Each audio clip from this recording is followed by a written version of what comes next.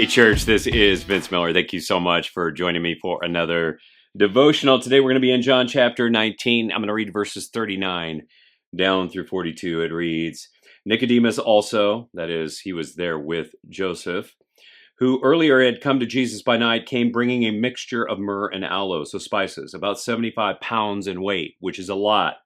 So they, that's Joseph and Nicodemus, took the body of Jesus and bound it in linen clothes with the spices, as is the burial custom of the Jews. Now in the place where he was crucified, there was a garden, and in the garden a new tomb in which no one had yet been laid. So because of the Jewish day of preparation, since the tomb was close at hand, they laid Jesus there. Now, just a couple of notes here regarding all these spices. Here's what you need to know. A myrrh was a fragrant resin, which Jews turned into a powdered form and mixed it with aloes, and the mixture provided a pleasant fragrance that was used in various circumstances all throughout the Bible, we discover. It was used in connection, most of the time, with burial. Its purpose was to either burn or to spread around to stifle the smell of decay. But something far more substantial is at play in the partnership between these two believing men. Nicodemus, a Pharisee, was probably a member of the Sanhedrin and the one who previously visited Jesus at night, if you remember those accounts.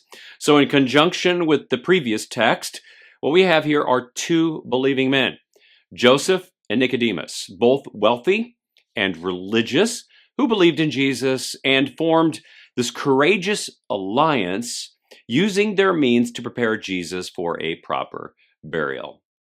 And fellas, I think it's beautiful when believing men work together this way. When they work to find ways to work together, using their influence and gifts to benefit others in the kingdom. Yet so few men work to invest the time doing this. Most believing men just live in autonomy, separated from a spiritual community, and never get to know another brother long enough to discover the supernatural working through two or more men focused on the mission of God rather than just their mission. And don't confuse what's happening here with a business partnership. This is not a business partnership. It is a missional partnership. It is a stewardship of influence, finances, and gifts together for the mission of God. There isn't a business payout here. It's a gift that assumes no corresponding action. There is no reciprocity here. And as the next 2 days unfold, we're going to see that their contribution is actually going to be pretty short-lived. The grave will be vacated, the spices will be unneeded, for the rotting body of Jesus will be raised and break free from the grave. So fellas, today, I want you to find some way to partner with another spiritual brother. And don't do it for your benefit.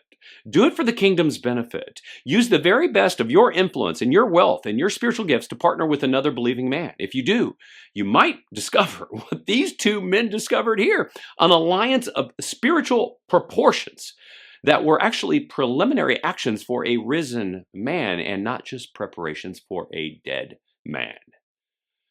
Guys, I love you. I want you to know this.